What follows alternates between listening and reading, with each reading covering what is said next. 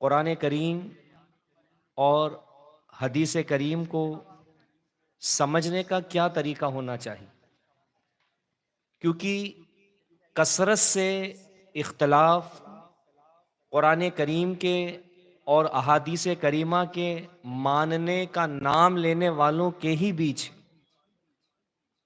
کثرت سے سب کے لیے دلیل کا منتہا قرآن ہے۔ ہر ایک کی زبان پر قال الرسول، حضور کی حدیث، یہ جملے ہیں۔ تو قرآن کریم فرقان مجید ارشاد فرماتا ہے وَنَزَّلْنَا عَلَيْكَ الْكِتَابَ تِبْيَانًا لِكُلِّ شَيْءٍ، محبوب ہم نے تم پر وہ کتاب اتاری جس میں ہر چیز کا روشن بیان، قرآن میں ہر چیز کا بیان۔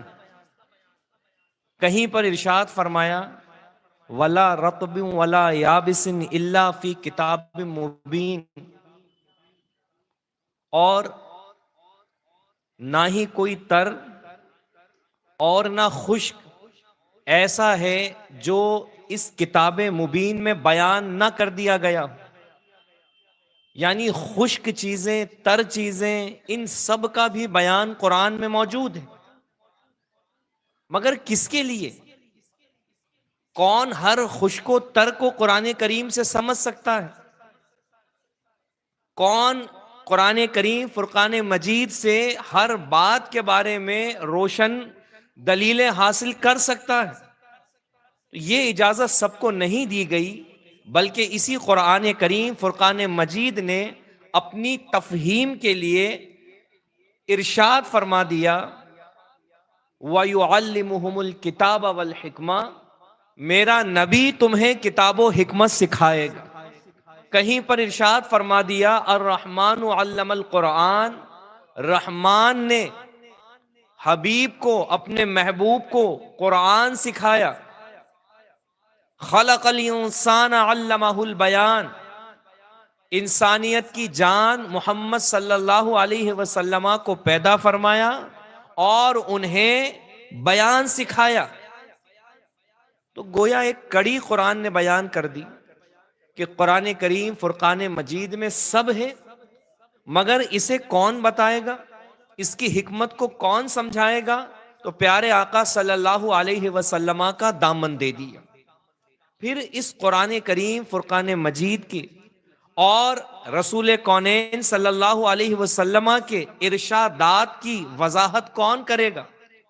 اسے خود کون سمجھتا ہے؟ تو قرآن کریم فرقان مجید نے یہ بھی ارشاد فرما دیا کہ اسے علماء ہی سمجھتے ہیں، اور عوام کے لیے فرما دیا فَاسْأَلُوا أَهْلَ الذِّكْرِ إِن كُنتُمْ لَا تَعْلَمُونَ، تمہارا کام یہ ہے کہ علم والوں سے پوچھو اگر تم نہیں جانتے۔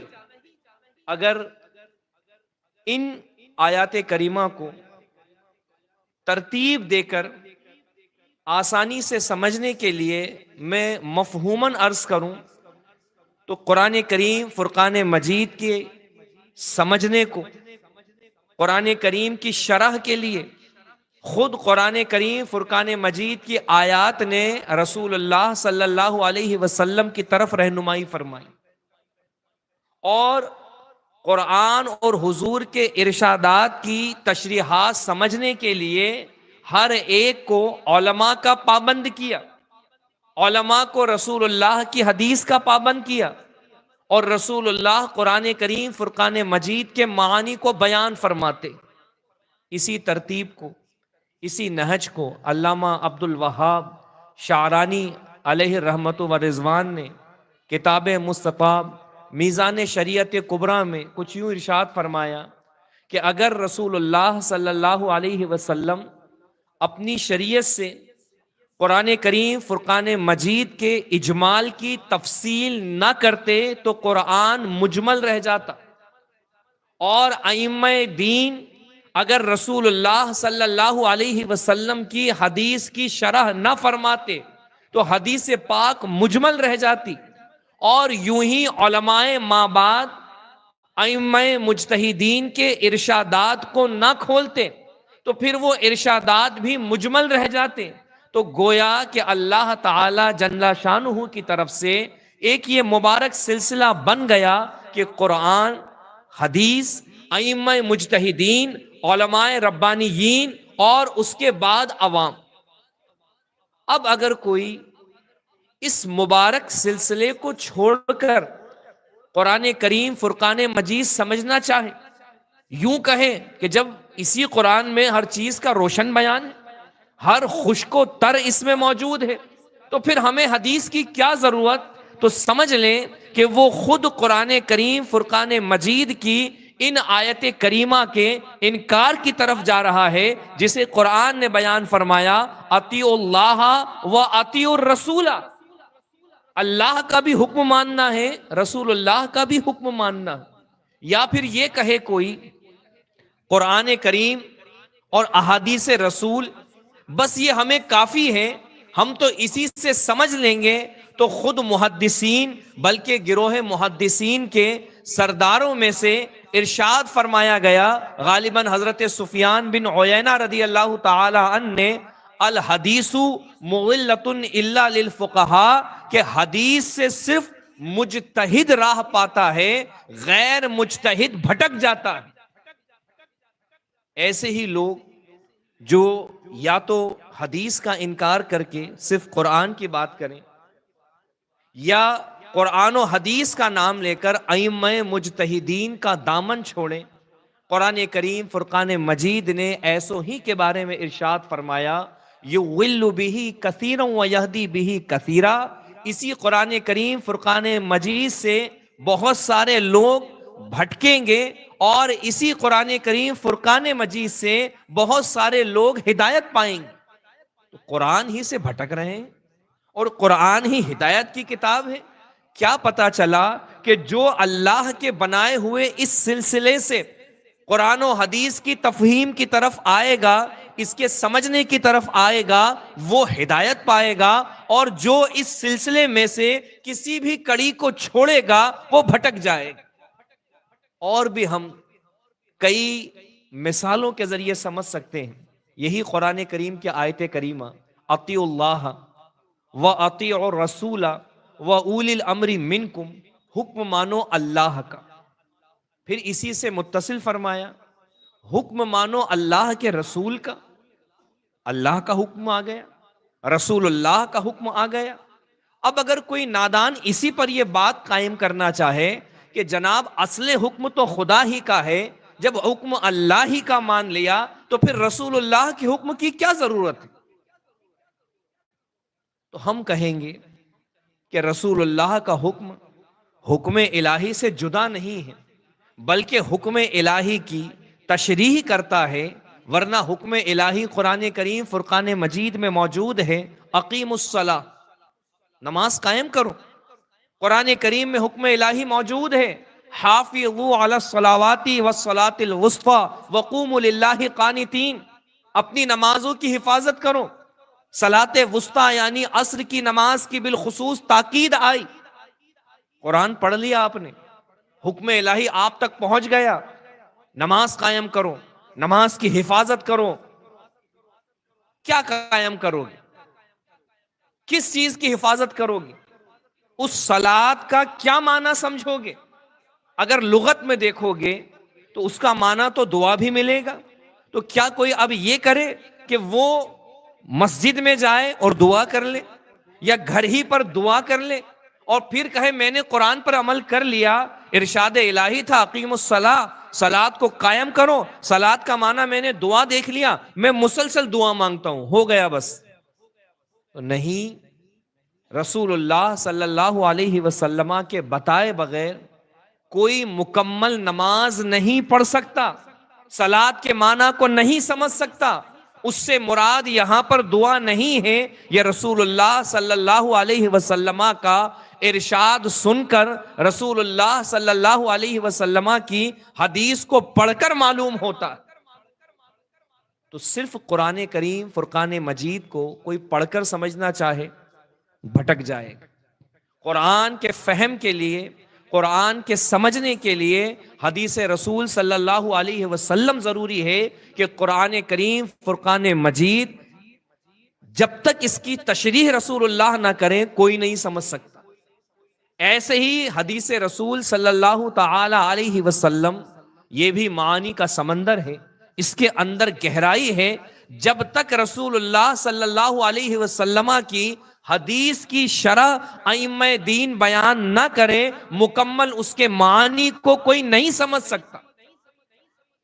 اب بات یہ کہ رسول اللہ صلی اللہ علیہ وسلم کی حدیث جس کی ترجمانی ائمہ مجتہدین نے کی اور امت اسی پر ابھی تک مسلسل عمل کرتی چلی آئی، اس کی کیا دلیل کہ یہ جو امت عمل کرتی چلی آئی یہ صحیح ہے؟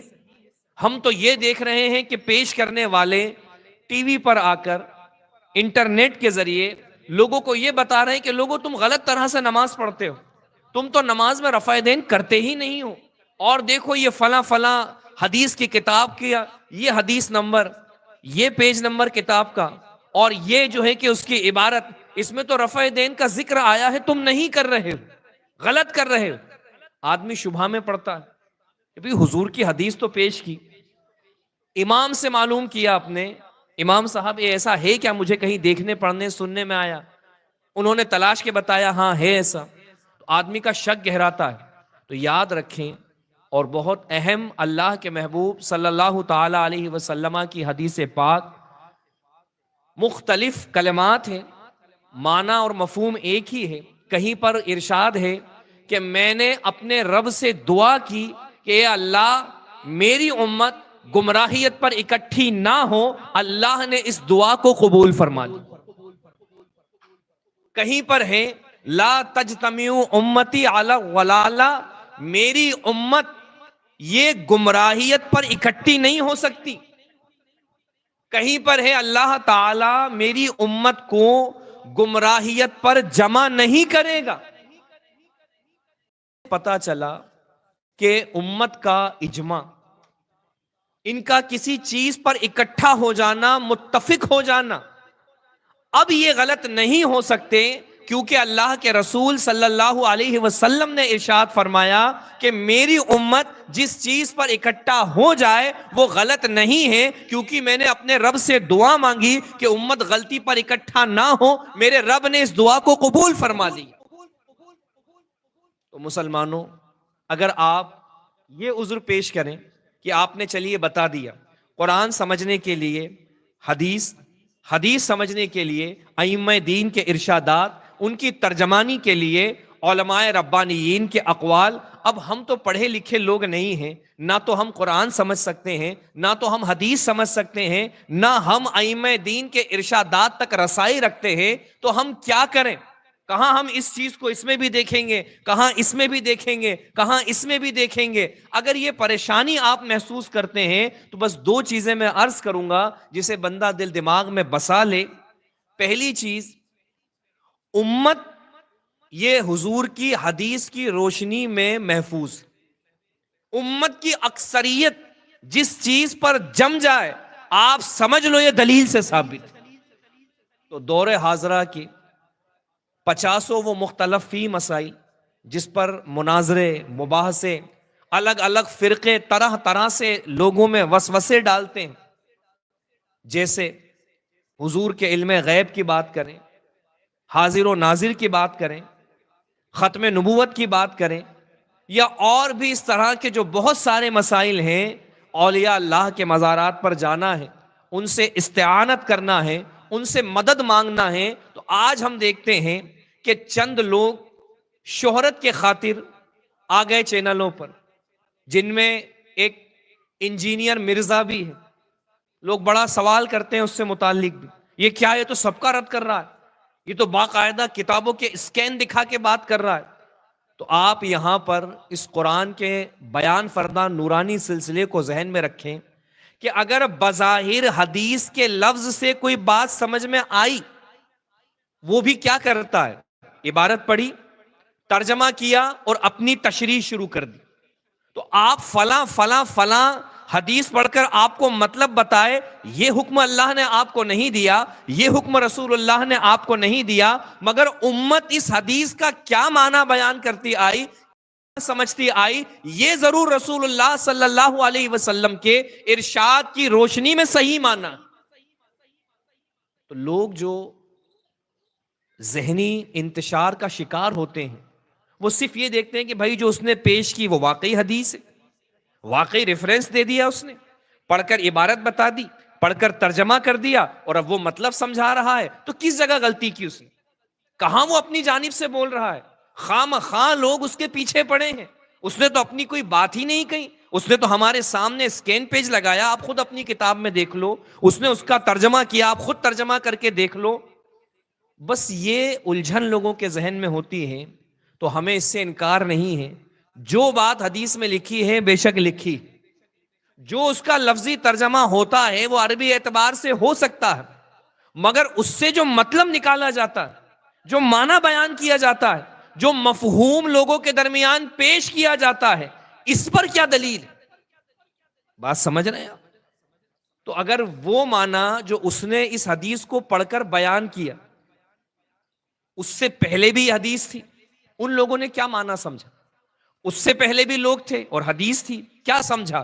تو مسلسل امت نے ان احادیث کریمہ کے کیا مطلب کو سمجھا. اگر وہ وہی بیان کر رہا ہے تو پھر حدیث بھی صحیح, ترجمہ بھی صحیح, بیان بھی صحیح. اور اگر اس نے حدیث تو پڑھی, ترجمہ لفظی تو صحیح کیا, مگر مطلب وہ بتایا جو امت کے بتائے ہوئے مطلب سے ٹکراتا ہے یا اس کے خلاف جاتا ہے, تو تمہیں مسلمانوں حکم کسی فرد واحد کی بات کو ماننے کا نہیں ہے, بلکہ دعا رسول اللہ نے امت کے بتائے ہوئے معنی کے لیے فرمائی. میری امت کی اکثریت یہ غلطی پہ جمع نہیں ہو سکتی. تو اگر ایک اصول ہی آپ اپنے ذہن و دل میں بسا لیں گے کہ کوئی بات ہو, کوئی مسئلہ ہو, کسی بھی موضوع پر کوئی لاکھ قرآن کی آیت پیش کر رہا ہے, لاکھ رسول اللہ کی حدیث پیش کر رہا ہے, نہ ہمیں قرآن سے انکار, نہ ہمیں حدیث سے انکار, نہ اس میں لب کشائی کی گنجائش, مگر اسے ذکر کر کے وہ جس مطلب کو بیان کر رہا ہے اس پر ذمہ داری ہے کہ اس مطلب کو امت سے مسلسل ثابت کرے. جب آپ یہ ایک ہی مطالبہ رکھ دیں گے تو پھر وہ انجینئر مرزا ہو یا صداقت فریدی ہو یا گلی کوچے کے ہرواہے چرواہے جو دن رات دین و تبلیغ کے نام پر گھومتے ہیں, ہر ایک کے مکر کا پردہ چاک ہو جائے. ٹھیک ہے, آپ نے آیت پڑھی, کیا آیت پڑھی؟ فلاں آیت پڑھی جس میں غیب نہیں حضور کو. کیا ترجمہ کیا؟ اللہ کے سوا کسی کو نہیں ہے. اب ذرا یہ بتا دیجئے کہ یہی ترجمانی, یہی شرح اب سے لے کر نزول قرآن تک کس کس نے کی؟ اگر یہ سوال بھی قوم نے شروع کر دیا نا تو شیطان اپنے آپ راستہ بدل لے گا, اور آپ خود اپنے اس عمل سے بہت حد تک اپنے ایمان اور عقیدے کی حفاظت کر لیں گے. تو اللہ تعالی جل شانہ کی بارگاہ میں دعا ہے کہ اللہ ہمیں بھی جرت سے بچائے. یہ جرت ہی ہے, جب دل چاہا نیٹ اوپن کیا, جس کے چاہا بیان کو سن لیا, جس کا انداز پسند آیا بس اس کے فالوور بن گئے. یہ تمہیں کس نے اجازت دی؟ یہ تم سے کس نے کہا؟ چھوٹی چھوٹی چیزوں میں بندہ تحقیق کرتا ہے, تفتیش کرتا ہے, اس چیز کے جانکاروں سے معلومات حاصل کرتا ہے, تب جا کر کسی چیز کو اپناتا ہے. اور دین و مذہب جیسی سب سے اہم چیز وہ کسی کے بھی حوالے کر دیتا ہے, کسی کا بھی متبع بن جاتا ہے, کسی کی بھی پیروی کرنے لگ جاتا ہے. تو مسلمانوں اپنے اندر جرت مت آنے دو. اگر کسی کو سننا چاہتے ہو, کوئی پسند آتا ہے یا کسی کی کسی بات میں شبہ پیدا ہوتا ہے, تو قرآن کریم نے کیا فرمایا؟ فَاسْأَلُوا أَهْلَ الذِّكْرِ إِن كُنتُمْ لَا تَعْلَمُونَ. اپنے علماء کے پاس آؤ, اس بات کا مکمل تسلی اور تشفی بخش جواب حاصل کرو, اس کے بعد ہی کسی کو سنو, اس کے بعد ہی کسی کو پڑھو. اللہ تعالی جل شانہ ہمیں اہل سنت و جماعت پر استقامت عطا فرمائے اور ہمیں اپنے دین و ایمان کی فکر عطا فرمائے. استغفر اللہ ربی من کل ذنب واتوب الیہ وما علینا الا البلاغ. السلام علیکم ورحمۃ اللہ وبرکاتہ.